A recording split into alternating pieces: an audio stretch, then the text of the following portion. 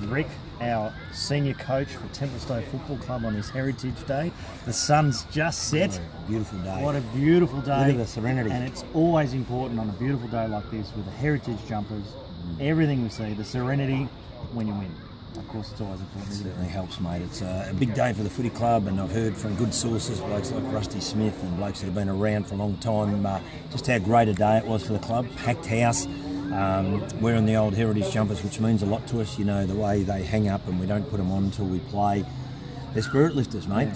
We should bring them out in the finals. But no, it's just great to be part of that history, and the club's had another big day, and everyone's enjoyed the luncheon and another good crowd. And what we play for, you know, we're up and about, and I thought we were good today, son. And the great thing for us is we walked out of the luncheon. There was a spirit lifter with the the reserves, winning so well against a really tough side. Yep. And then it went bang, bang, bang. Now 3 goals up, and for me, as I was watching the game, I thought, boys, just keep your composure, keep the calmness, because if the structures work, it's going to happen. Tell me what happened after that. Spot on. Firstly, good win for the Suns, the ones, the twos, because they had to win that, and they've really set themselves up now, which is terrific. And Ringwood and them have had some doozies over the years.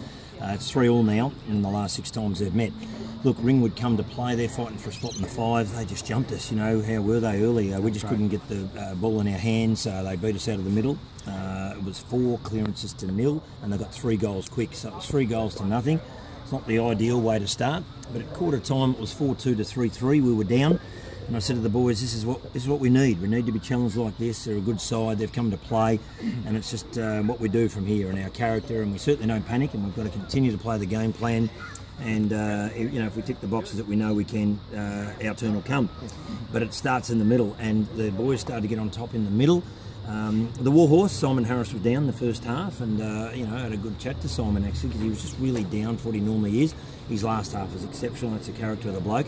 And we had a couple of blokes just going. Big Charlie was just going in the first half. So I had a chat to him when he come off, and he kicked 3 in the last 15 minutes of the second quarter. What killed us, Chrissy, then we started to get on top. We started to get the ball in our hands, and what killed us was we couldn't kick the goal. But our stats were huge. We were playing our game plan. We were flicking the ball around, lots of handballs, which was great to see again. But we kicked bad. We kicked 5-5 to 0 in the second quarter, so that was really good. Then we kicked 3-7. That hurt us. That's still 10 shots at goal. And then we kicked 8-5 in the last quarter. So you do your sums on that, mate. That's 10, 13 shots at goal. Got to be doing something right there to do that. Yeah, what I thought was great at quarter time, you spoke about the defence, and how important it is, and it was a 0-0-0 for them in the second quarter.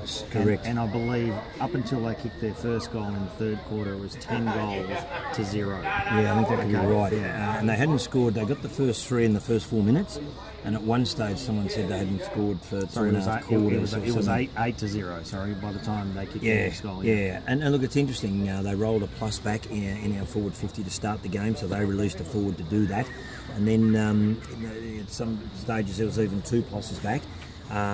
That's hard to score when that's going on.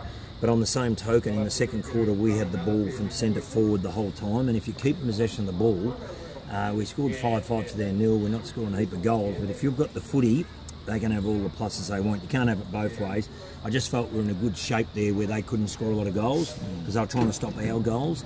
And then we got going, and of course that last quarter, it goes for 100 minutes, and that last quarter when we kicked 8-5, geez, that was nice to watch. Fee had a shot on the siren, could have been 9-5. So in the end, I felt it was a really good win. They're a good club, they're well coached, they play a good game plan. They do what we do. It's very, very similar, and that's what I said to the boys. We've got to try and shut down their modern game plan and put a lot of pressure on, and you know, try to shut down their inside 45s and their swing, because if they get on the fly, they'll hurt us, you know. But we played our better game plan today. It was good to see. We started to flick the ball inside, and we started to swing the ball, and that's what we're looking for. Well, I thought, and the crowd thought, and as we were sitting out there, what was really important for us was the fact that the pressure was really on, all over the ground, and then the flick, the quick movement was amazing. So there are a couple of players I'd like to mention. Guys like Brownie off the halfback flank were just amazing. So tell me, the fisherman was great. Look, Matt Maz, he's an amazing individual. You know, he kicked those last 2 goals in the last quarter, top off a great game. He just keeps giving, you know, the whole time. I thought Amaz was really good as well. DJ was fantastic. Piercy was sensational today. Brownie, as you said, the fisherman. Wasn't it good to see the candlestick maker back? Yeah, the butcher and baker will be just that excited tonight to see the candlestick maker back, and that's Murph, of course. He's had 2 games back and been a bit quiet, but serious injury, ankle break, and he got the hands going today, that magical hands and that time where the game stops and he can flick it around. And you know, Murph's coming, that's his 3rd game back only. 20 was terrific as well in his only 2nd game back in the ones. So, you know, Fiat was only his 4th game. So we've got players coming back from these big injuries, getting a bit of game time in, and I just think we can just get stronger from here. Yeah, and what I loved in the game was there were guys like the young fellas. You know, I thought Matt Nagel. Matt Nagel's really been beaten in the first half, but the second half was amazing. He did some terrific things. And then you look at guys like Ollie that just popped up everywhere now and then, a bit of X factor. Did I mention Amaz before? Yeah, you did. I did, because he was very good as well. Anthony, you know, and I thought Big John Vanderweel was good today. Yeah, he presented all day and worked really, really hard. So we had you know, a pretty serviceable group all around. Yeah. The young blokes are good. Young blokes are great, Rick, but I'll tell you that the turning point that we all thought as a team, when not young, but 3rd game back, the candlestick maker had the ball, would have been so easy. We were 2 goals to 4 in that first quarter. It would have been so easy to blast it into the forward line.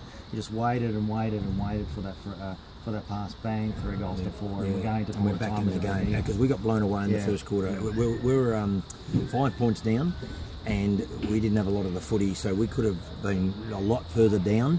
And then I think they got 8 for the game. We don't like them to get too many. We try to keep our defence tight, but Ringwood are a good side, you know, and at the end of the day... And a great club. Yeah, and a really good club and well coached.